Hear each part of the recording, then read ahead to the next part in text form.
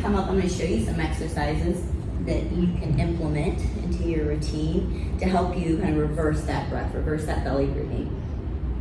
The key is we want the diaphragm of the ribs to move in the same direction as the diaphragm of the pelvic floor. So as I inhale, my diaphragm moves down, my pelvic floor moves down. As I exhale, everything lifts up and pushes the breath out of my body. So I'm gonna stand up with me.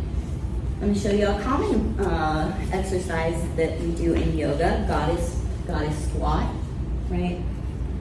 Grab the legs wide, the toes are diagonal here. A lot of times in yoga class, we'll inhale up and exhale down, right? Inhale up and exhale down. But actually, we want to start thinking about what pattern of breath is supporting my pelvic floor movement in this exercise, right? So I want my pelvic bowl to expand on the inhale. So as my legs are opening, hey, there's my pelvic floor expanding. I might as well breathe into that and help and use that expansion. You can use your arms. Inhale and fill up. And then exhale, start to lift and gather from the base, zipping up through the spine, creating that A-frame structure is actually giving the body, more alignment here, right? So inhale and let it all drop down, and inhale, relax, spread that pelvic bowl, lengthen through the belly. Exhale, zip it up like a wetsuit up the body. And I like using my hands with it just to get everything moving in the same way, so my brain doesn't have to think too hard what's going on. Exhale. Inhale, moving down and out. Exhale, lift, gather, and coming to center. I also do ballet, and when we do pliés, which are really important for jumps, right? And when we plie, and a lot of teachers don't know about the breath either, but the idea is to inhale, fill up with breath, and then like a rocket, use my breath and my propulsion to shoot me off the floor, rather than trying to suck myself up into the air, right? That doesn't make a lot of sense. So it's just kind of, the physics makes sense, right? Inhale, using that force to help lift us, right? So it's gonna take time to kind of change in the body, and then there's layers to it. You're gonna notice, now I gotta go through all my yoga practices, now I gotta go through how I move at work, all this stuff. Just retraining the body. This is a part of reparenting ourselves and coming to maturity, and it's just stages of our development. When we are younger and we come into this world, we're small and soft and all love, and everybody sees us as smiling and happy to see us. And our first understanding of texture or contrast in the world is trauma, something negative, and we're like, ooh, then we start to do that, and we start over time creating that armor. And that's actually a part of our natural development, because it's like the caterpillar creating that cocoon for all its soft insides to remain safe, while it's creating those safe boundaries outside.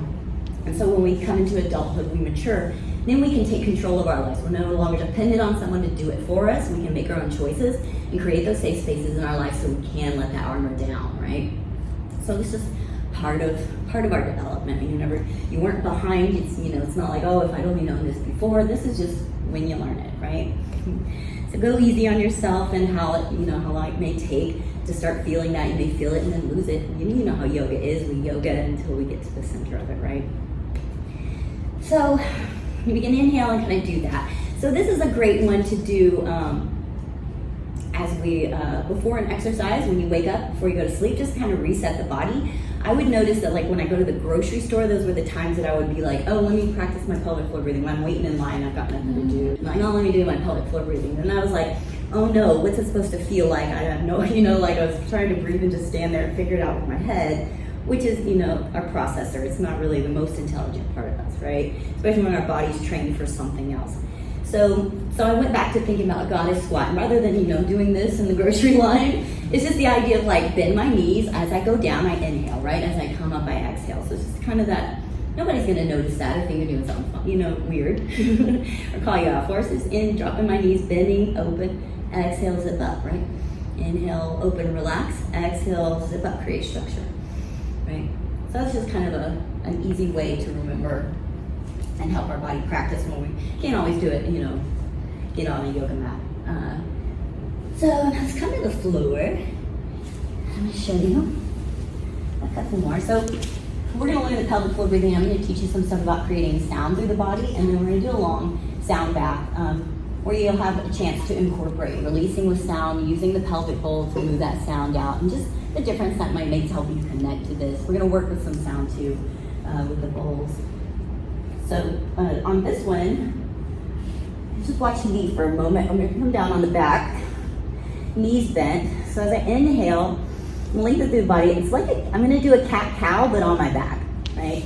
So as I inhale, I'm pushing my tailbone back into the floor. My back's arching up. I'm breathing in and all the way down to my pelvic bowl, letting it open and spread, even like tipping my tailbone back and letting my base spread. And then exhale, I'm gonna start to lift that tailbone and start to zip up through the body.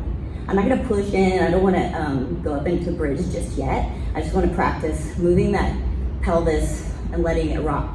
So the benefit of doing it on the floor like this is if we do have a lot of tension down here, we get the added benefit of massaging the sacrum with the weight of our body.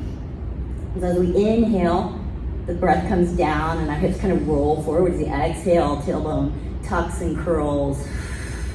Breath moves out. Inhale and exhale, like rolling up a tube of toothpaste. So come on down. Here are a few exercises to help you feel into the pelvic floor. We'll start with some pelvic tilts. Just basically just cat-cow on the back. This is helpful because we're just getting rid of using the musculature of the arms and legs, and we can really focus on the pelvic floor. And also if we're tight in this lower back sacrum area because of a tight pelvic floor, these pelvic tilts are gonna help use our body weight to massage that area. So as I inhale, fill up through the chest, suction down through the belly, fill up the hips. Hips kind of roll forward as my back arches into my cow pose. And then exhale, start to tilt the tailbone. And then kind of rolls up, my back laminates into the floor. Inhale, hips roll forward, back peels off the floor. Exhale, let the tailbone curl. So this is working on the tail of the spine, the end of the spine.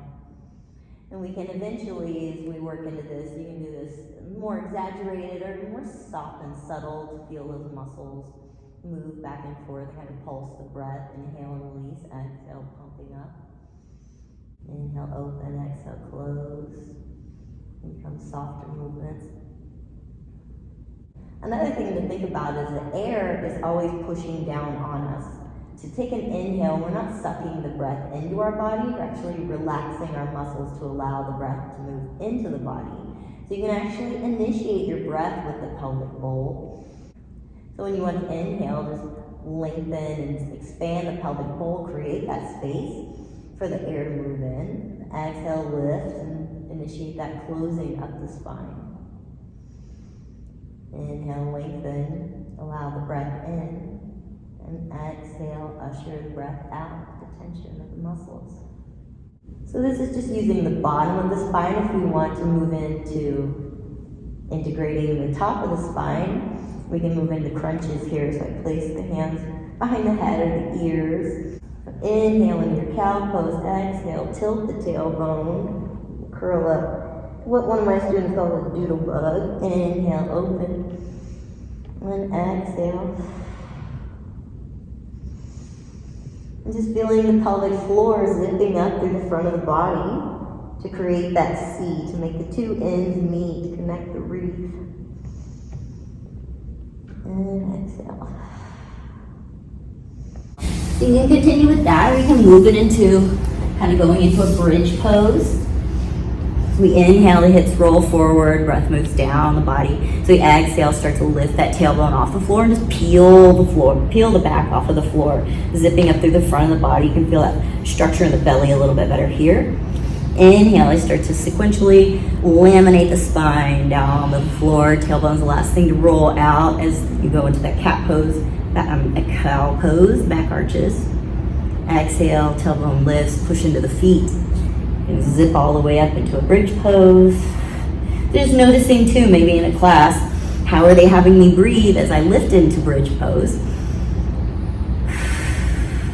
And what would be better for my body at this time to work on my pelvic floor breathing and give some relaxation to my pelvic floor as I'm moving.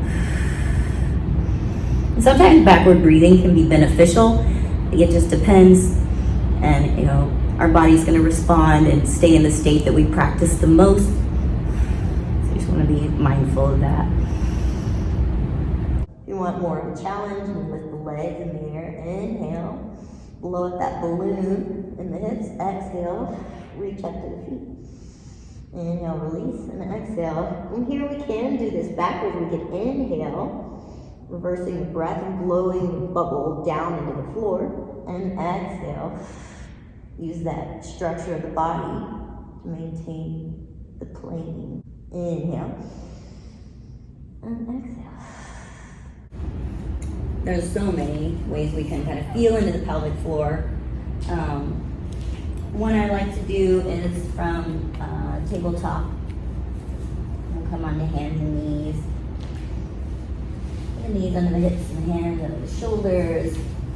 And on this one, I imagine blowing up that balloon.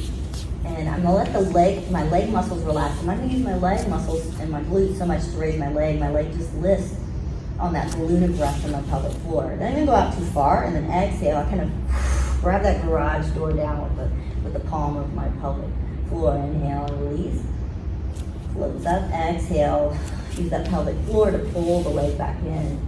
Just feeling that connection between the thighs and the pelvic floor, the glutes, and the pelvic floor. Do that a couple times, switch sides.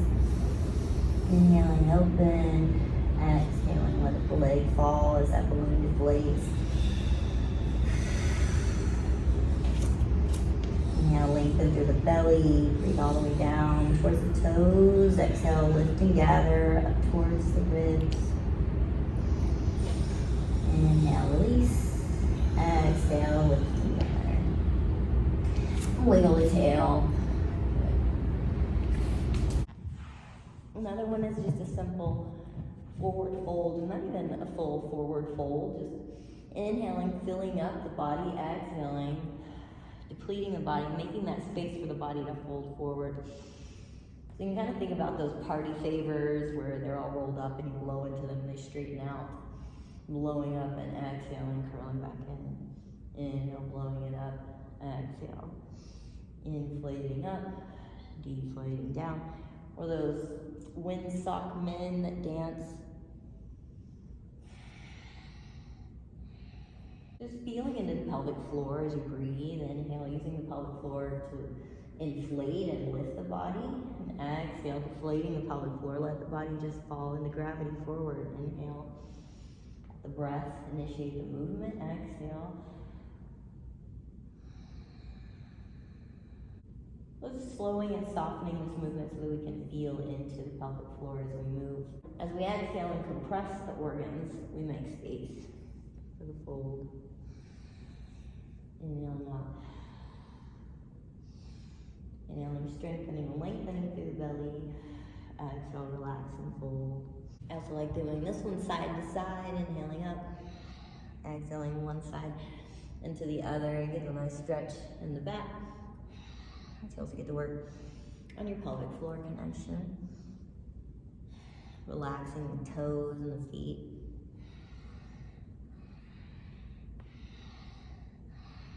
Kind of feeling slowly juggling myself side to side.